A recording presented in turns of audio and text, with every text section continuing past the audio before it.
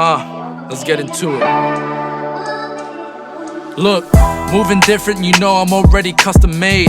Said you wanna play with me, there's just a different game. Trying to make it to the end, it's just a crazy maze. Here for the long, you know I'm about to make a play. I'm coming stronger, getting bigger, just a different day. 2020, tunnel vision, know I'm here to stay.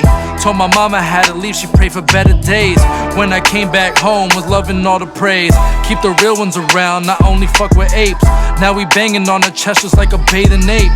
Now we getting all this money, never go astray. Just know I'm grinding to the top until I get the fame. It's more than the fame, I want the respect. I wanna show the world I can give it my best. Okay, post-traumatic stress just be keeping me pressed. Almost all my brothers died, now I'm paying the debt. It's like that.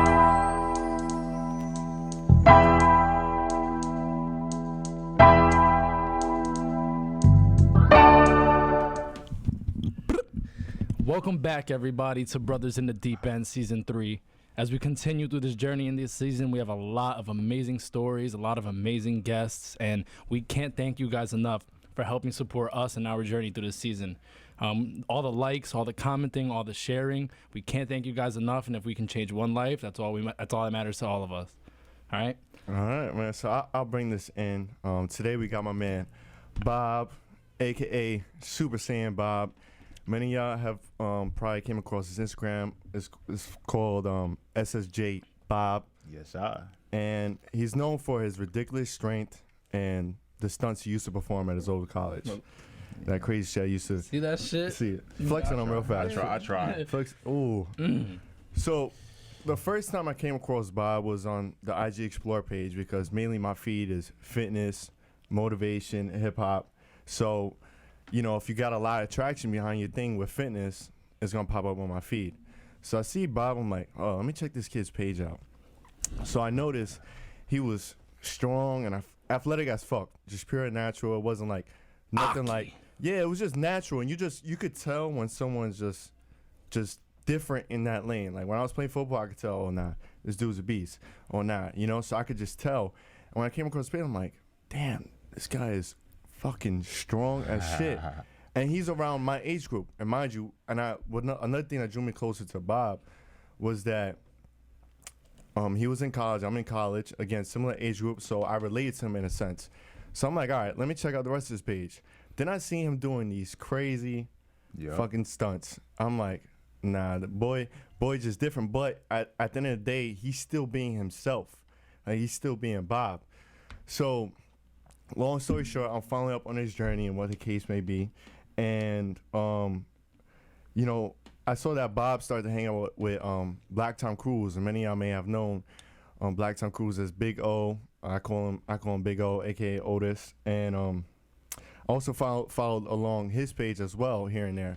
So, and again, he was another powerhouse in the fitness industry, another strong brute. I'm talking like a lineman, but strong as shit. And like we're talking like how tall was 6'2". 6'2", and how much you think he weighed? It's 290. 290, God and just a beast. And just, damn. what made him distinct when I came across his page was like his aura, and again the way he moved. It was just natural. He was just himself, and I'm like, damn. And also his voice was very distinct. Yeah. Very distinct. He was like, yeah, you know, I can't even do it. Yeah. So when I saw both of them tag along, I'm like, oh shit, wait, this shit about to be crazy. Like, you know, I'm like, now we about to see a lot of what Black Tom Cruise would say, power. Like, we was about to see a lot of power. Yeah, best duo in New York. Exactly. Best duo, claim that shit. Best duo in New York. And when they meshed, I knew it would go well because it was just like the hand in hand. They were like Batman and Robin. And, you know, then with also my journey, it's just crazy how God works, right? So whenever I came across like fitness influencers or people that I really respect and I look up to, and Bob was one of them, Black Tom Cruise one of them, my guy Traps, Joe Anderson, Corey, I was like, damn, I wish one day I could connect with them. Actually, I said, you know what, one day I am going to connect with these guys. And when I see them, I just hope to pick their brain and just know more about them. Because, again, I look up to them and I'm trying to get some game and learn from them as well. So, boom, full circle. I'm working out at my gym. Shout out Elite Barbell. Shout out Fred. I saw Fred today. He's like, yo, tune into your pod. And I'm like, yo, I got Bob coming in today. So shout out Fred. But shout out to Elite Barbell. So I noticed that they were working out at Elite Barbell. And I was like, oh shit. I'm like, this may be the time that I get to link up with them and see them. So long story short, I'm training a client, and then I see them. After I train my client, I right up the rip, I just was like, I'm gonna just go up and just talk to them. I just gave them the flowers. I told them how much I look up to them, respect them, and what they're doing for just the fitness community as a whole, and to keep on doing what they're doing. And I gave them all the praise. And then as time went on, and we're consistent with the gym, you know what I'm saying? So I'm consistent with it. He is. We have a deep passion for it. Day in and day out, I start seeing him more and more. And when you start seeing people with similar interests, vibes, and people with that same passion and in that same area, you grow a respect and you grow a bond. And we just start talking. You know, every time we talk, we got to know each other more and more and more. But it was just right off the first conversation, it was nothing but love. Yeah. And it was just, again, natural, nothing like phony or just weird. And I could tell these guys were who they were on Instagram and off Instagram. So I was like, you know what? I think it would be great to get Bob on my pod because, you know, behind all these crazy stunts, behind all these crazy lifts, who's Bob? Like, who is he? You know what I'm saying? I want to know what defines him, what makes him. Because, yeah, we chopped it up at the gym, but it's just a casual conversation. Yo, how's your day going? Yo, what lift you doing? Then this and that.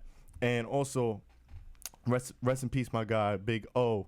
I told him, too, that I was like, yo, I want to get you on my pod. And he was like, yo, man, whenever, I'm here. Whenever you want to get me on, I'm here. And it was just, you know, they're busy. We got to respect people's schedule. I was like, all right, we're going to set this up later in the year. And we set around June, July, August. But then, unfortunately, that thing happened. And that thing kind of woke me up to get Bob on this pod today.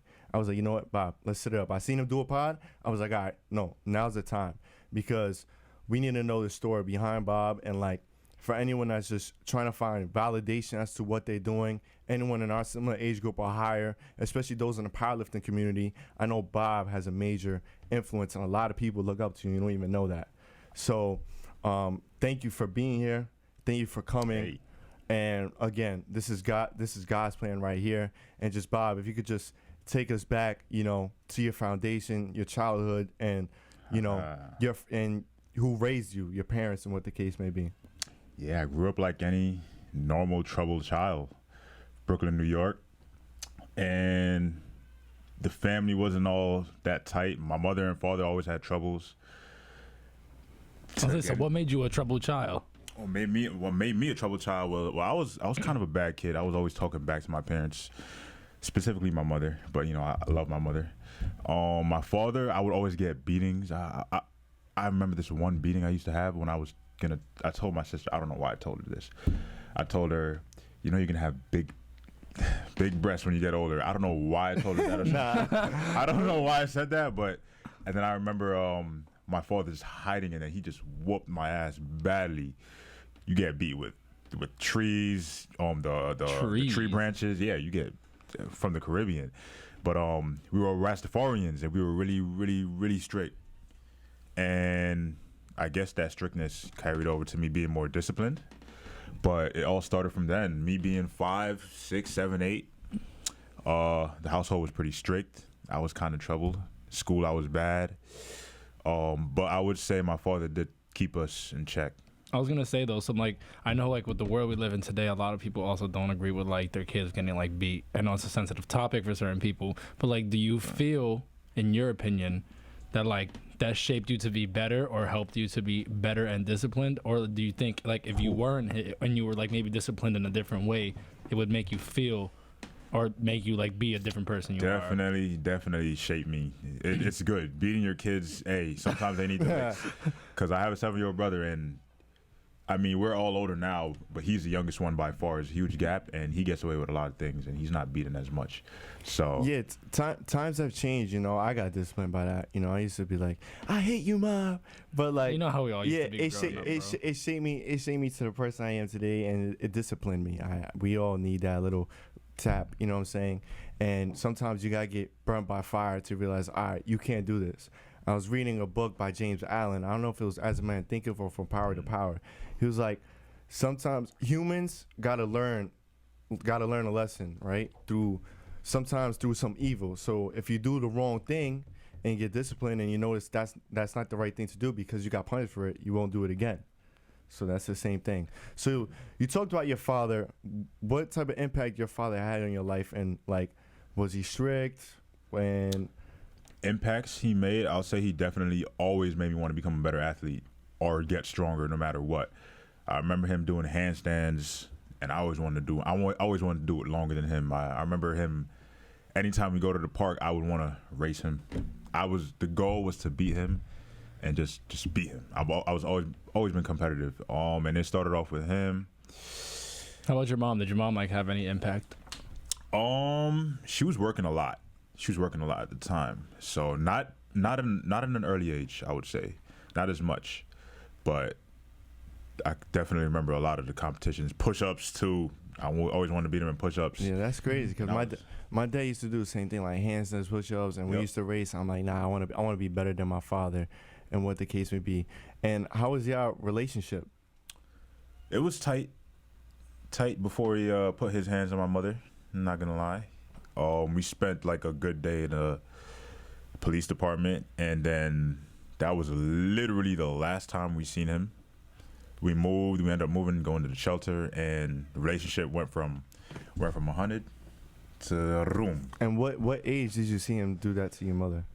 8. I was 8. Oh. Damn. So I was gonna say, before we even get into that, so you said you lived in a shelter. Yeah. So like, how did that make you feel? Because I feel like not many people can be like, or even shelter. announce that they live in a shelter. So like, how did that, like, kind of impact you? Like, how that make you feel living in a shelter? Well, I hid it when I go into school. I definitely never talked about it ever. Mm-hmm. Did you feel like people were gonna like judge you a lot more? Like if you definitely at the time, definitely. I can't remember the mode of transportation, but I definitely remember taking different routes that I normally would take with my friends. Did not want them to know I lived in a shelter, but the shelter itself was. Met some dope people there. Met some new people I could compete with in racing and stuff. So for people who haven't like lived in a shelter, like how was living in a shelter? Because I don't know. Like I'm not gonna lie to you. Like, I don't really know how it is to live in a shelter. Like how is it? Like explain a little bit. Like give like a little story. Especially at a young age too. Yeah. Well, we were in Manhattan, so there was plenty of events. They had planned activities. They had foods. It was literally like school, literally, but it was like very flexible. There was hella arts and crafts, so much programs, trips. And you were with your mom? Yeah, I was with my mom, okay, brother and sister. And how's like the living conditions? Like how they have y'all living? It was decent. It wasn't that bad. It wasn't that bad. I don't remember much, but it wasn't that bad. So you talked about how after you saw what your dad did, your relationship went from 100 to 0. Yeah. And why was that? Because you obviously that's your mother. Yeah. And like, did you and father like just go your separate ways? Like, you said your father went somewhere else after that happened. Yeah. Totally. Okay. I remember he was locked up for like a bit, but I don't really remember anything after that. And I didn't see him until he put his hands on my mother. That was the last time I seen him until we met again at 15 years old.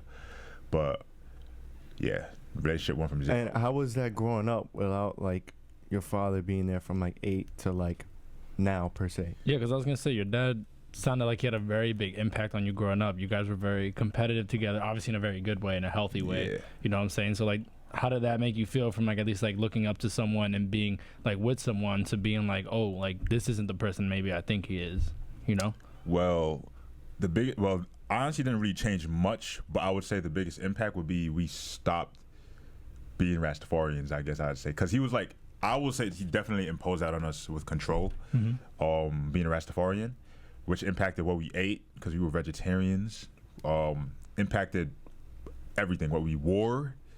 We were wearing red, yellow, green colors all the time. The big hats with the dreads. We had dreads. My God.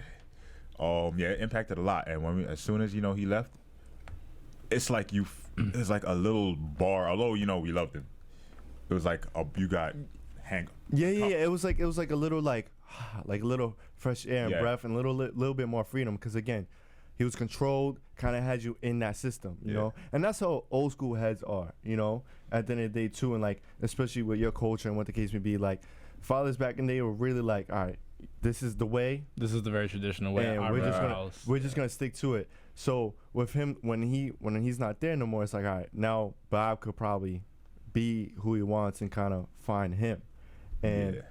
and that was the case. So talk about like your journey from like when he left. So like after 8 he left. So you said you had dreads. What happened to the dreads? I cut them bitches in like 6th grade. I cut them in 6th grade. I was what, like 12? Mm-hmm. I hated the dreads. It was ugly, chunky, and I was getting bullied. But hey, someone was telling me it was a sign of why I ran so fast. But at the end of the day, I had to What? Yeah, it like glides in the air. I don't know, some shit like that. But yeah, I had to cut the dreads.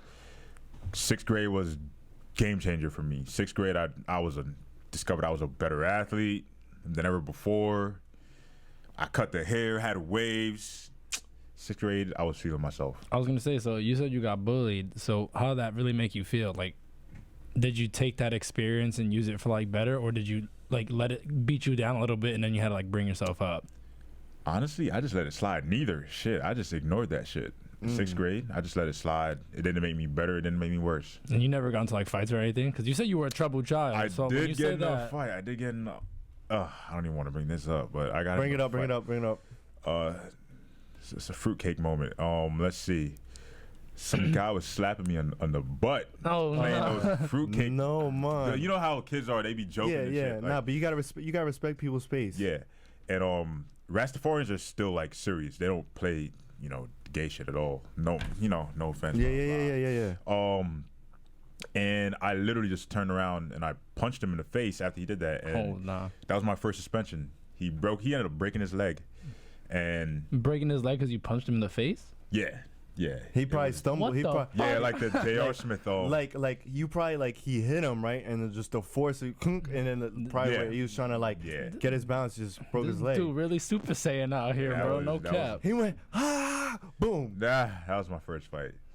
Got suspended, but it wasn't really, I had to pass for my mother because, I mean, hey, you slap my ass. No, yeah, come but I was on, gonna man. say that's like, I think to your point, like I think that's with any kid nowadays, at least from our generation, right? Yeah. I feel like my mom always told me, even my dad told me, they were just like, yo, if anyone ever lays hands on you, makes you feel uncomfortable, don't be afraid of fucking hit the back and we'll deal with it. Like, don't let anyone walk all over you or beat you, you know what I'm saying? Because that Right. shit is just wrong, you know what I'm saying? You gotta defend yourself. You can't just be a fucking puss. Yeah. You know what I'm saying? 100%.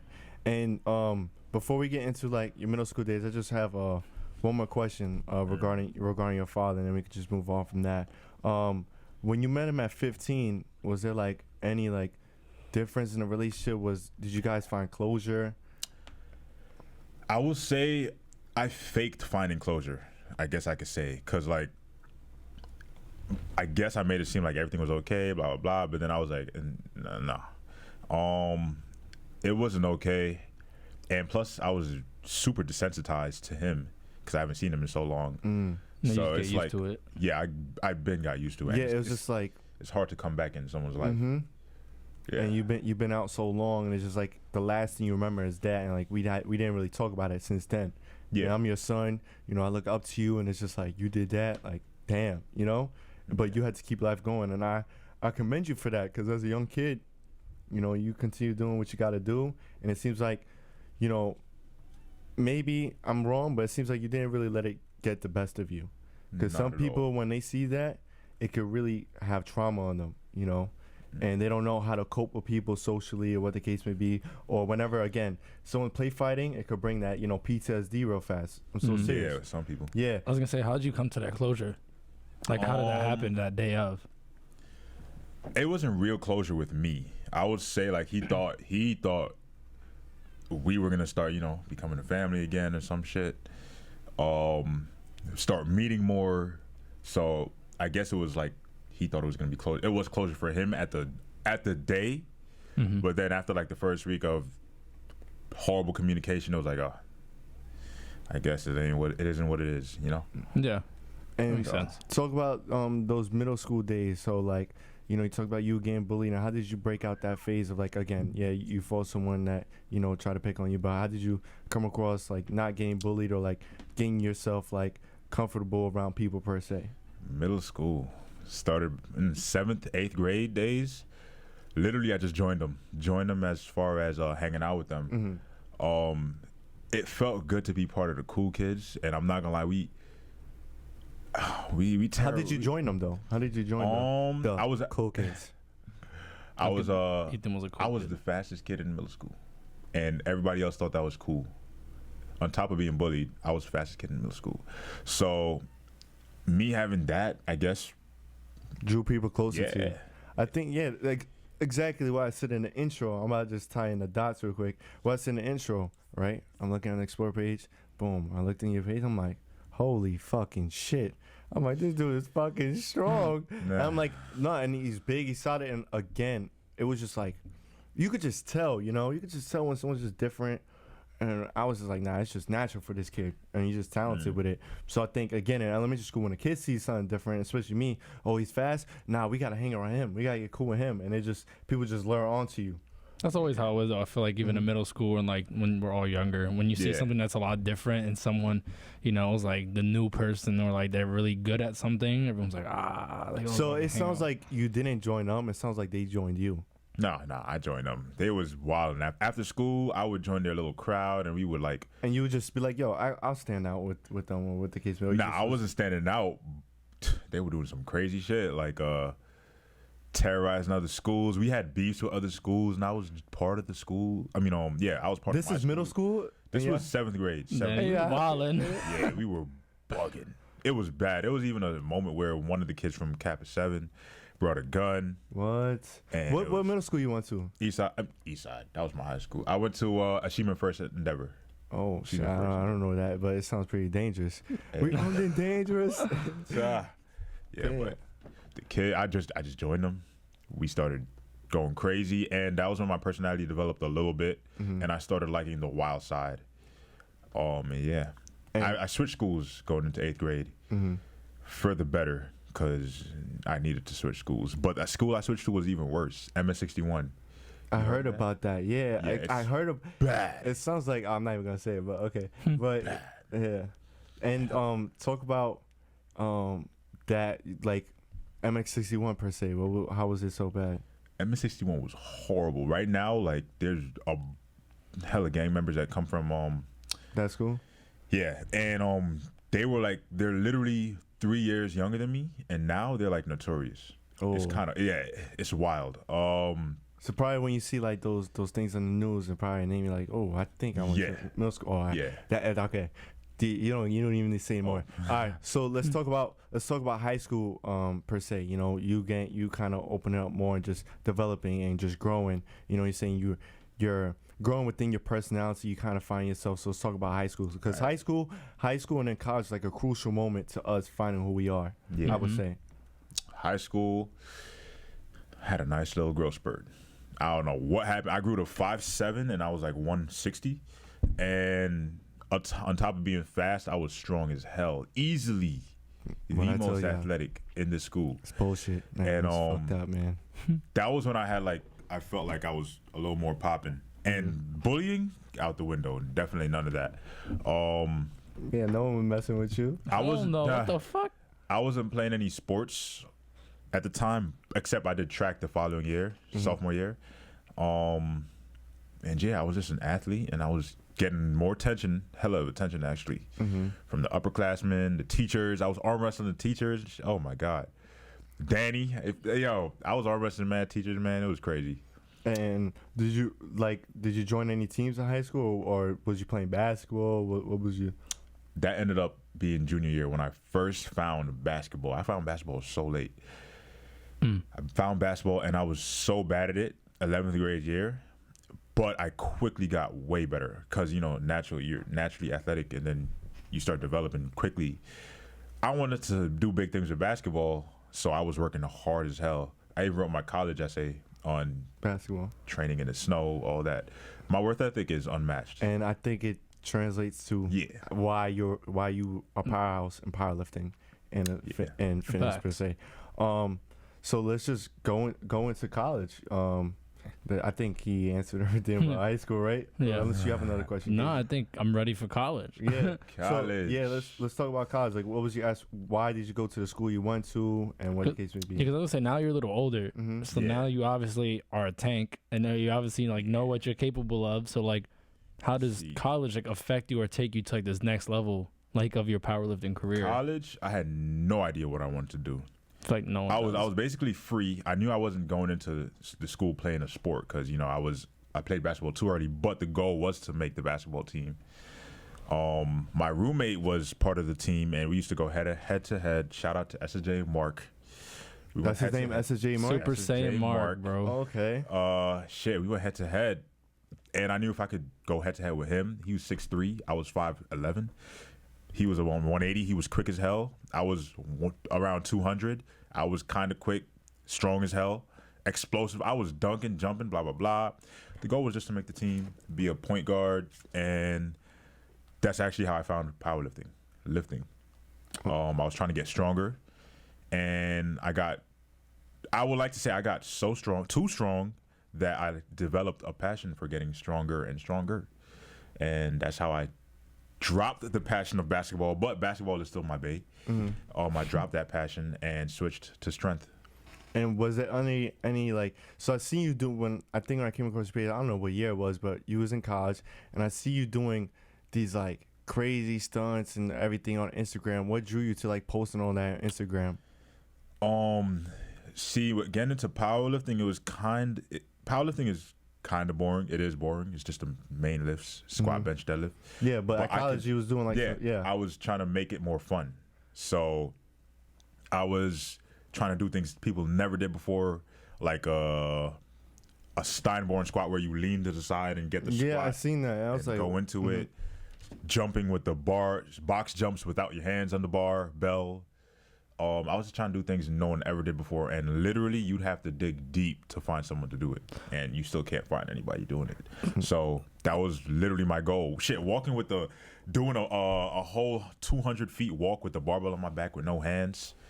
I was doing crazy shit. Must be nice, bro.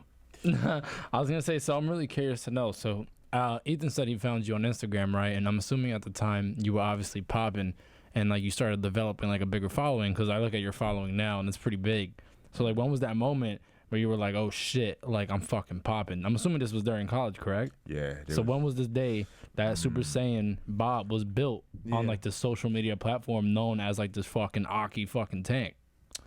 Like, what put you on the map? Definitely two moments. The first moment was making it's a popular powerlifting page called King of the Lifts. Shout out to them. They shared a couple of my videos, and it went booming. Did you know that they shared your video? I knew. I was hype as hell. So did you pay them? No. I'm just curious. I'm just curious because some people would be doing shit like that for the exposure. He said paid, like Soldier said like, Drake. So I'm just curious. So like one day you were literally just like chilling, and then you saw like your video on their page. Yeah, randomly. Damn, you never asked them how they found you? Because I was strong, and like people send your videos to them. Interesting. When they find out like some interesting, hey, this guy deserves to be shared, blah blah blah. And then I got shared, and then my shit went crazy because I was deviant in the powerlifting community. Because what I did is not what you're supposed to do in powerlifting. Trust me, it was wild. And then I grew up like 5,000 followers, and I was like, wow, this shit is crazy. I'm famous. Yeah, I'm famous. That's kind of wild. And then the second moment was the big moment, World Star. World Star is kind of huge. I made World Star for failing a lift. The barbell hit the back of my neck, and it looked like I died, but I was perfectly fine. It was only 135 pounds, and I walked away, no scratches, no nothing. Wait, so how did the barbell? How did that happen? You gotta say the story, because what was you doing? A box jump. So you know how people jump with the weight of the box? I tried to do that with no hands, having the bar levitate. Bugging. Yeah. Oh, so you had the bar like this. You had no hands. You just tried to jump with it. Yeah, and it looked very bad on camera, but it wasn't bad at all. Honestly, it wasn't bad at all. That World Star exposed you, bro. World Star shared the first half of the clip. Matter of fact, they actually paid me to share the video. I don't know why, but I guess they have to pay the guy. That means they really wanted you. Yeah, they bought the video. That means they wanted you. But They shared just the part where I failed, and I completed the stunt. That's crazy. Oh shit. I mean, yeah. But you know, hey, I mean, that's more clout. no, for yeah, them, I for mean, that. like honestly though, like with the internet, you know, what I'm saying like anything, you know, how a lot of shit is just perceived on the internet. You know, they take out certain parts to make it look a certain way. Yeah. But like, how did that like affect you? Like, how did it affect your following and like your social media? Because Worldstar was pretty big, and Yeah, like you said, Worldstar. Worldstar at the time, I mean, it's still really big, right? But at the time, it was like boom, boom, boom, boom, boom, boom, like booming. Yeah. So how like your followers and like what like opportunities came your way? Like, how'd your following grow and everything? WorldStar has millions of followers, even though they're not fitness based. I still got up like 5,000 ish more. I think I finally hit 15K on Instagram, and I was approaching 20K Yeah, at that's the end of the big. year. That was lit. Especially back in those days. Even now, that's still big. But it just your following just grew organically. Super organic. It was Like from the day you was posting to now, it's just naturally Yeah. just people just start following. You didn't pay for nothing. nothing. Whew. I find that cringe, but oh yeah, I didn't pay for anything. Because a lot of people be, you know, that's why I found again dope about your page. It didn't seem like shit was fake. You know, sometimes you go on some people page like, yo, did they pay for their following? How the fuck did they get this big? They're like Because 30,000 their content followers. is, one I don't know. comment. It's just, I don't know. I could kind of sense the phony shit, you know. And with you, it Yeah. just wasn't that. And so I think it's remarkable that like, Hell yeah, I was working hard for my content. yeah, I think it's remarkable that people just gravitate to you and just, you know, even though Instagram isn't everything, but it's just like, you know, it's like, oh shit, like people are actually fucking with me, you know. Yeah. A lot of people, you know. Yeah. I remember I had some people defending me in the comments and shit. Yeah. It was pretty cool. And like college, what was some crazy stuff that went on in college? Do you have any like crazy college stories or some shit that you think about college? Like, damn, this fucked me up, or like, damn, you know. Getting written up was a big turning point for me. I mean, it's hilarious if you hear it. I was singing in the shower, and I was singing a little too loud. What was you singing? Alicia Keys, I'm even if fucking you were a crying. million miles away. You was singing that loud in the You know shower? what's? I was singing that dumb loud. And my RA ripped me up. No warning at all.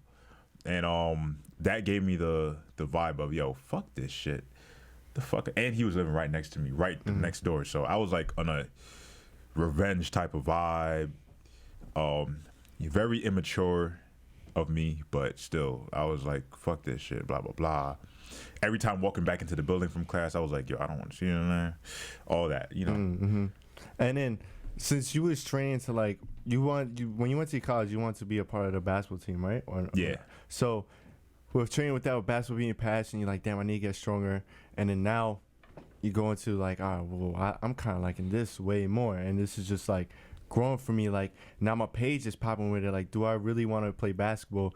What was the goal now that you got a huge following base on Instagram, and what was going on?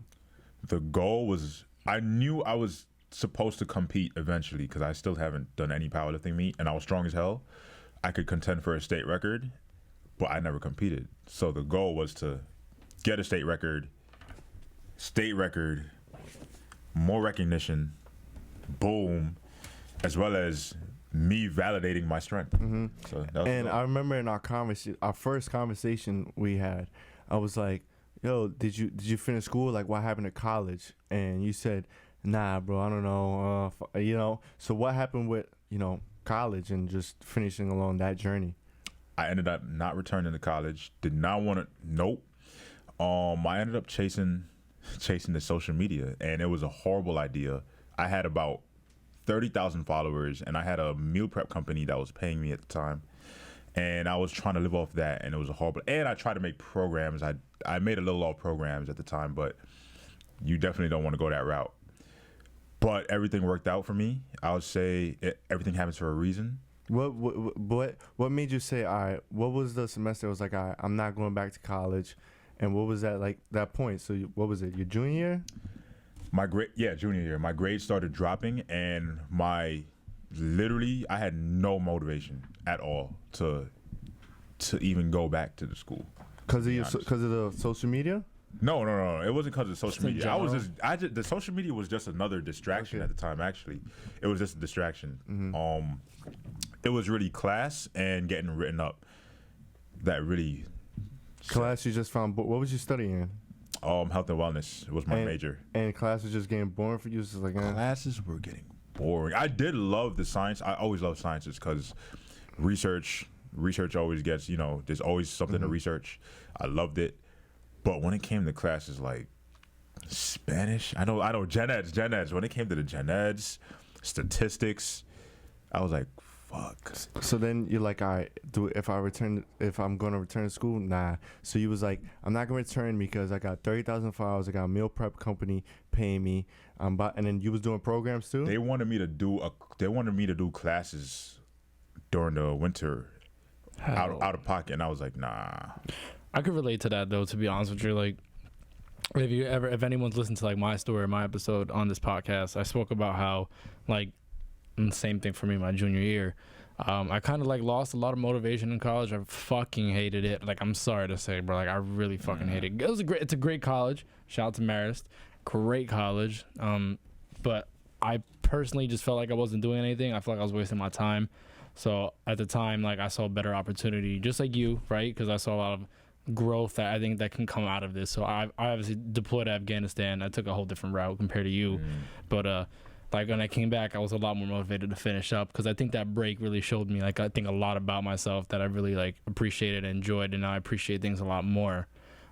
Speaking of, like, appreciating things a lot more, I also think that you, as a powerlifter, is very, very big in this community. And I know you and, the Black Tom Cruise had a very good relationship. And, when we're talking about taking things for granted and, things becoming unfortunate and appreciating things more, he unfortunately lost his life. And I just want to know how that impacted you in your powerlifting career, because you guys were close and you guys were supposed to be, like, destined for greatness. So can you tell us a little bit about that story and how, like, that affected you? Because I'm assuming this came after college. Yeah, definitely. It was just 4 weeks ago, to be honest. Hey, we've been training for 3 years. Best person I ever met. I don't let people in at all.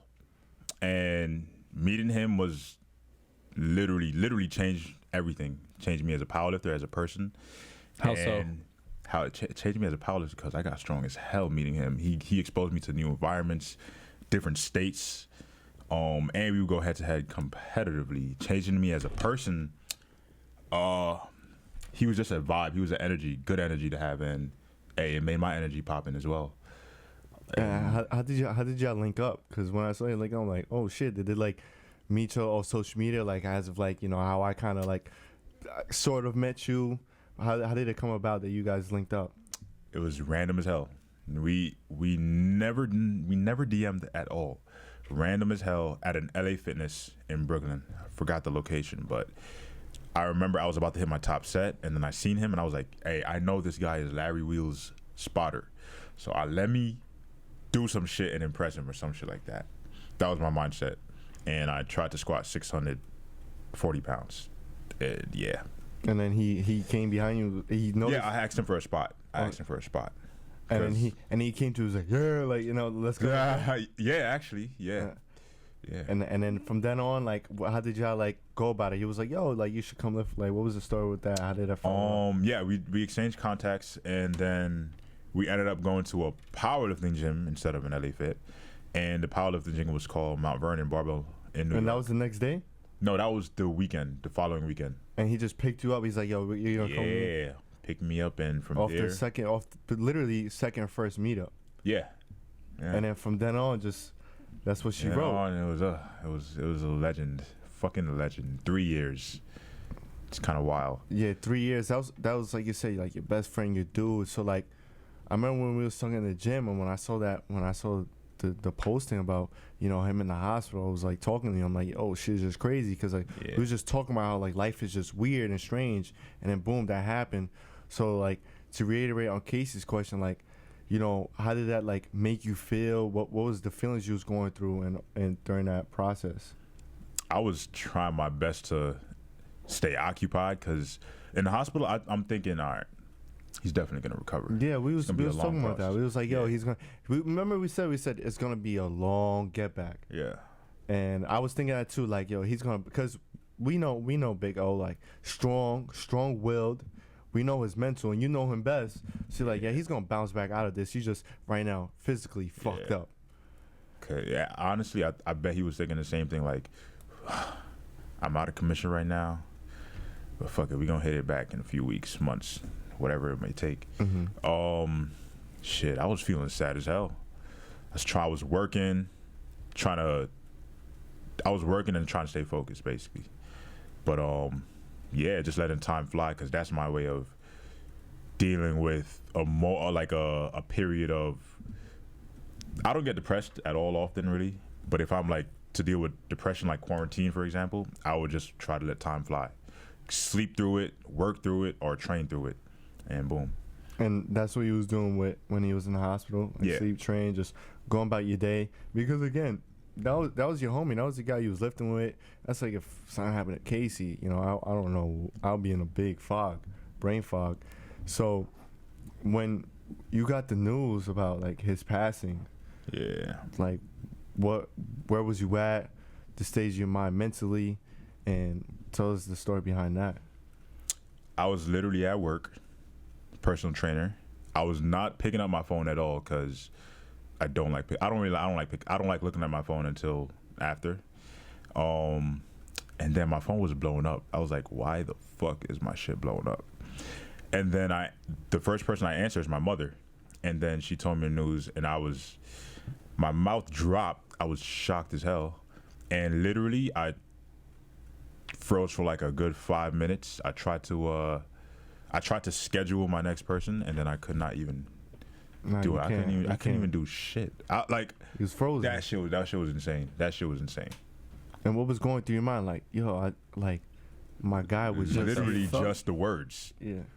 He passed away. The words, they're like kind of unreal. To this day. And to this day, of course it's unreal. I'd be looking back at our videos Yeah. that we have in the month of June. Bro, when it happened, right, and when I saw the news, especially when he was in the hospital, when we got the news that he passed, it opened up some scars for me because I lost a lot of people in my life, and it brought back that like paranoia, that PTSD, I would say, that like anxiety, and I was like, oh shit, you know. And I just saw not too long ago, and every time I saw him, I'm so thankful I was able to meet him.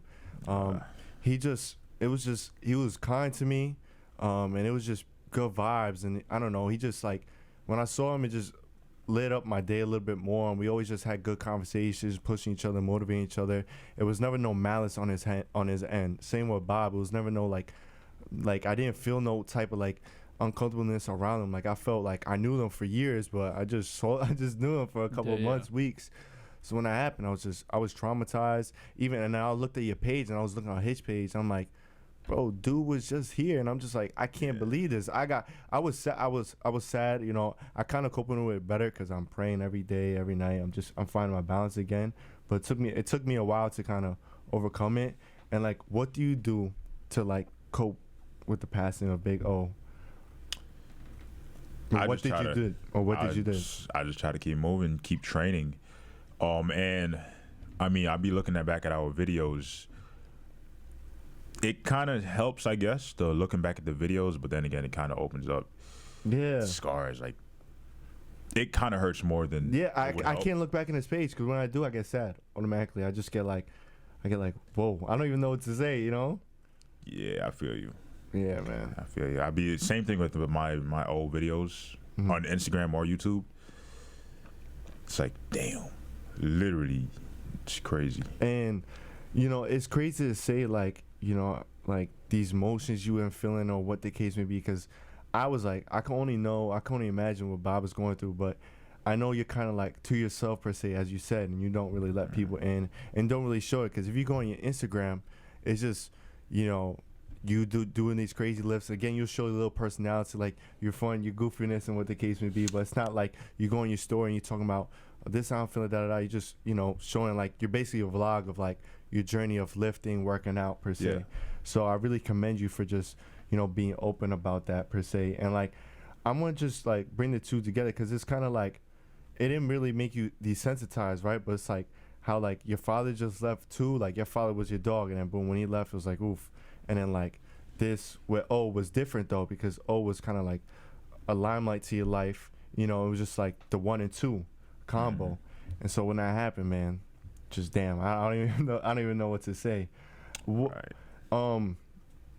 For anyone, you know, in that journey, for anyone in our age or in this powerlifting community or just with fitness or just trying to be successful as to what they're doing and like find their niche, what kind of advice could you give them? Like in general, it doesn't even have to be powerlifting. It could be everything, bro. Because it sounds like you took a big bet against yourself. You left school. You said, I'm not going back, and I'm gonna put all odds on me. What did your mother say? And like to this day, you're like, oh shit, like I really took this risk and it's working out for me. Hey, anything you do in life is about choices and the choices you make. Every choice you make is gonna affect the next year or 5 years or even your family 20, 30 years from now. Right. You gotta be a dog at what you do, whether it's arts and crafts, powerlifting, basketball, soccer, whatever it is. You gotta be a dog. Yeah. Whatever you be a dog at, be happy with your choices you made in life and excel in it. That's pretty much it. Don't half-ass nothing. Nothing. Don't half-ass shit. And that's basically been you since a youngin'. Yeah. That literally, I mean, you just had, I was gonna say, I think even with someone like you, I think what I've learned from your story today also, and I think for people who are watching, I think with you, I think the reason why you are the way you are is because you also grew up so quick, and you grew up on your own for most of your life. You know what I'm saying? Like after your pops, you know, kind of walked out your life, now you're the head honcho of the house. You know, regardless of the way you see it or not. Yeah, your mom's the head honcho, but like, you know, as the guy, you're like, I'm not gonna say you're expected, but you're expected, you know what I'm saying, to take over. And I feel like when you were on your own and you were doing your own thing, I feel like it gave you the advantage to put you where you are now. You know what I'm saying? Right. I feel like since you're so much, you know, more responsible and adult-like, and you grew up so quick, like when you were with your peers, that's why you stood out. Because you knew what you wanted to do, and you were like, nah, I did this shit all by myself, so I could still do it by myself. And that's why you're here now, because you're still doing shit by yourself. You don't have no handouts, no nothing. Right. And legit, no handouts, no nothing. You've never, you know, looked for fucking validation from anyone, and I feel like that's like the best part about your journey. It's like you've also never become a product of your environment. You never let all these external forces impact who Bob really is. Right. And I feel like that's the biggest thing about you, is like, regardless of what you've been through, regardless of everything you've been through, you're still Bob. You grew up quick. You've relied only on yourself, and you don't ask anybody for anything. And I feel like that's the fucking craziest part about you. Yo, big. I try to deny. Anytime people offer me stuff, I try to. Nah. Yeah, and before we close out, I think that was well said by Casey. I think that's a great way to end it. Bob, do you got anything you want to say to anyone that's just tuning into this right now? Hey, man, I appreciate everybody that supports me. If you new, appreciate y'all too. Thank y'all for having me on the podcast. Nah, bro, thank you for coming. Thank y'all for tuning in. Thank my guy Joey for this shirt. What does it say? What does it say? Blood, sweat, repeat, baby. Yeah. Strength Club. And that's what he's a product of. I'm a product of too. But, bro, thank you, Bob. Thank you, everybody. And don't forget to subscribe. Don't like, forget to continue sharing. Yes. If we're able to change one life, that's all that matters, and that's why we're here. Yeah. And talk about what Casey said on Bob. That's kind of true, because every time I see Bob, he's just kind of like to himself, and it's kind of like, you know, he's just on his own journey, and like I respect that and I commend that tons, and it's been like that, like you said, since a youngin'. And bro, big up. Bro, thank you. Flex one more time for the camera, bro. Show me your fucking. I'm not even a bodybuilder. No, we're gonna end it like that. Bang. Moving different, you know I'm already custom made. Said you wanna play with me, there's just a different game. Trying to make it to the end, it's just a crazy maze. Here for the long